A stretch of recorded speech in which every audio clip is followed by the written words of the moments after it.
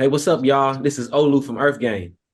And I'm Doc from EarthGang. And today we'll be reading Clicking with Your Kin by Claudia Geib from Nautilus Magazine.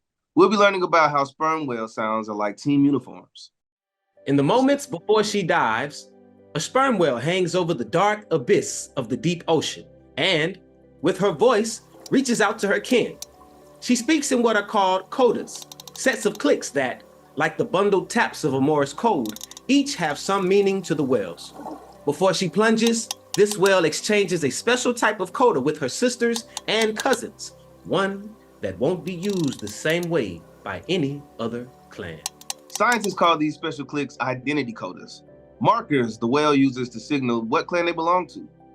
Whales even have a grasp of what anthropologists call symbolic marking, or a trait or object used as a symbol of group membership. This is a hallmark of human culture. Sperm whales are highly social creatures. Females and their young live in stable units of 5 to 10 individuals. They travel, hunt, rest, and parent together. These units in turn belong to an extended clan, which can comprise thousands of individuals who all keep to the same territory, areas that can be as small as the coastal waters of a single island or as large as an ocean basin, and which can overlap the range of other clans. Each clan has its own cultural currency. Clan members share distinct social behaviors and vocalizations. These vocal communications are rich and varied. Researchers have documented dozens of different types of codas, some made by sperm whales everywhere, and others made primarily by one clan. New insight into these cues came when sperm whale researchers around the world started sharing their recordings with each other. They found that the more sperm whale clans overlap territorially with each other, the more distinct their identity codas appear to be. This is particularly intriguing because the same pattern appears among humans. Adrian Bell is an anthropologist at the University of Utah. Think of uniforms, think of flags, things that denote cultural membership, Bell says. Symbolic markers are common in conflicts, whether it's war or sports. They help us know the boundaries, where it's important for people to know who you are and for others to know you in your own group. You can hear symbolic markers in language. For example, in Pittsburgh, the word yins is used as a second-person pronoun in the place of a word like y'all. While someone using y'all could be from a large swath of the United States, someone who uses yins is unmistakably from Pittsburgh. Identity codas work the same way in sperm whales, allowing whale clans to distinguish us and them. Finding these markers is another step in the decades-long realization that these whales might lead lives as rich and complex as our own. In the early 2000s, scientists observed that sperm whales off the Galapagos Islands formed clans with distinct behaviors and life histories. 2 DNA tests showed no genetic difference between the clans, suggesting that these behaviors are not hereditary, but instead passed down through social teaching and learning. It was evidence that the groups of whales each had their own cultures.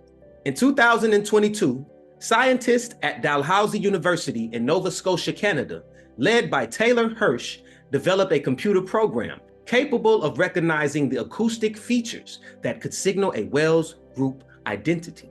Once the program had mapped the Pacific Ocean clans, a pattern became clear. Identity codas were less similar as spatial overlap increased between clans. This suggests that sperm whales, much like humans, like to stick with others who are like them, and that distinctive calls and shared territories prevent confusing a stranger with a friend. Scientists have tested the identity coda theory by playing recordings of various identity codas back to sperm whales and observing their reactions. Do whales move toward the codas of their own clan and away from those of neighboring clans? They have seen evidence of that behavior, but the experiments have been a challenge. The suction cup attached tags used to track whale behaviors can be easily knocked off when whales breach or rub up against each other, or detach while the whale is far out to sea, making it difficult for researchers to then collect them. So, scientists have had mixed success convincing the whales to react to recorded whale sounds. Hal Whitehead of Dalhousie University is a leading sperm whale scientist. Sperm whales make the loudest sound on Earth, and they have the biggest brain on Earth. And I suspect quite a bit of that is devoted to dealing with acoustic information, Whitehead says. My feeling is, instead of the whale thinking, There's a new whale here from my clan or another clan, they're thinking. There's the bloody humans pretending to be us and doing it rather poorly. There are conservation implications to sperm whales' discrete clans. The Caribbean islands, Dominica and Martinique, for instance, are just 25 miles apart. Dominica has no legal protections for sperm whales, while Martinique is surrounded by a marine sanctuary with stringent protections for marine animals. Because clans don't interbreed, this could leave the Dominique clan and its distinct culture at a greater risk if these whales are faced with some new stress, such as when the El Nino years make prey harder to find. While symbolic markers in sperm whales may benefit conservation, the true implications may be more philosophical than practical.